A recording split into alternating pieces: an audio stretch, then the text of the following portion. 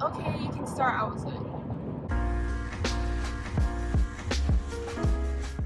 hi guys. So I'm at a stoplight right now, but I'm still paying attention to the road.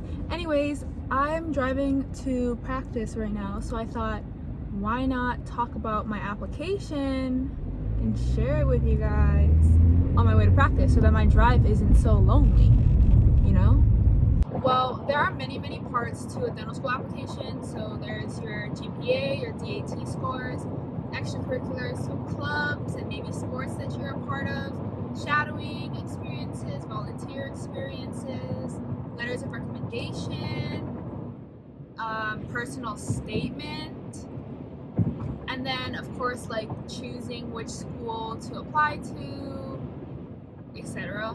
And I plan on making separate videos for tips and whatnot for each of these sections, but today I'm gonna just be addressing most, if not all, of these sections as far as my stats and how much of each thing that I had. Don't know if that makes sense. Anyway, so the first category is gonna be GPA. My GPA, nothing special. Well, I applied with a 3.91 GPA, and then I think my science was like 8.5 or something. The average GPA is probably a 3.5 or 6, 7, 5, 6 or 7, something like that. So I was kind of on the higher end, but my DAT score definitely did not match, so that was an issue. The next category, DAT scores. My DAT score was nice and average, 19. I really hope you read that. 19 or 20 are the averages amongst most schools. Some schools have an average of 19, some are 20. I personally was shooting for a 21 just so that I could match my GPA a little more. But I don't know what happened. It was just a mixture of me being completely nervous and just all the jitters at 7 something in the morning. I walked in 30 minutes early thinking like me and whoever else was taking the DAT would start at the same time. But no, I went in early and they said, okay, you can start. I was like, I guess I'm just not a big standardized testing person, because even in high school with the ACT and SAT whatnot, like, but as far as the DAT, I thought about taking it again, but I didn't want to spend another whatever $100, and I was like, what if I do worse? So I just stuck with my 19, and it worked out. And I kept telling myself, all it takes is one school, and so I just applied. The next category is personal statement. This was probably, I would say, my strongest part of my application. It wasn't like the best thing you'll ever read. Well, my personal statement wasn't like anything crazy or whatever, but I've received compliments from interviewers and my mentors about it, and so a lot of them said that I don't know, I guess, I don't know what it is about my personal statement that people enjoyed. I think because it was low-key like a sob story kind of thing. So up next is extracurriculars. I personally did not join a lot of clubs. I was a part of a few clubs in undergrad, but I didn't have a big leadership role, so I wasn't president, vice president. I didn't have any. I was just like a normal member. I was not a part of a pre-dental club at all. I didn't even know my school had one because we don't even have a pre-dental major. But I tried to join my school's pre-dental club, but I sent them multiple emails and they finally got back to me and talked about a meeting. But I have no idea what happened in that club, because we have like this online thing at my school where you can see different clubs, and there are hundreds, okay, maybe not hundreds, there are a bunch of people asking how to join and whatnot, and nobody seems to be getting answers.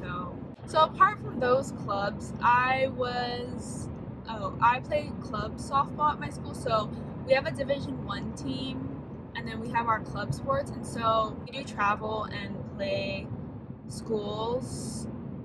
So we'll go to California and play the UCLA club teams, or San Diego to play UCSD, and I think it's pretty competitive and it's a lot of fun.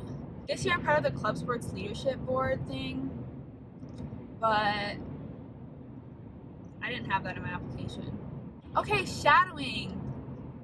I didn't shadow that much, if I'm being honest.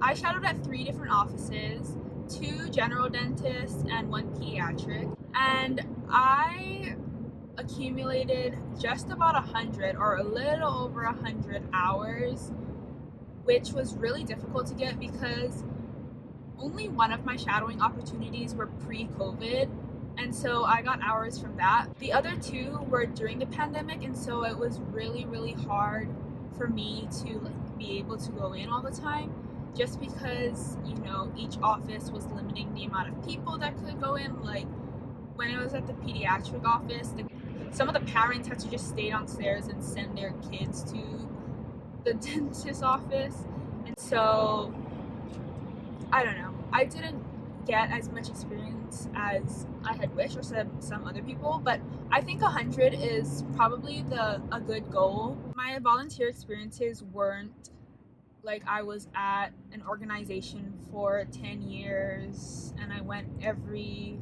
other day kind of thing. They were kind of like, I do something every winter. I think one thing that also did well for me is that I created my own volunteer thing where I collected donations from local dentists and I donated them to individuals in the homeless community during the pandemic, and so I did that for the summer, and I gave out over 500 toothbrushes, so I think that was a pretty good volunteer thing that I did. I definitely want to continue it, but because of COVID and things like that, and just me not being home and constantly going from state to state, quite impossible.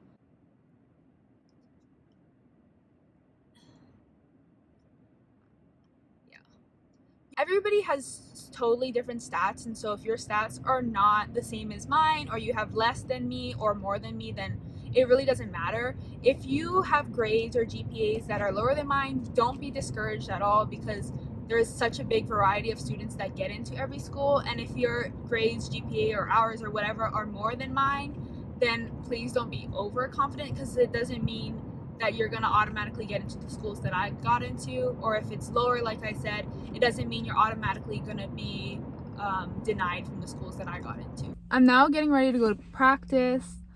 I hoped this kind of helped. I know that when I was a prenatal student, I spent a lot of my time looking on social media and on YouTube and just wherever I could look to compare my stats to other people's stats, and so I'm sure that's what a lot of you are doing right now if you're in the middle of the application process, or if you're just a pre-dental thinking about applying next cycle. I hope this video helped you get a slight idea of the stats that got me into dental school.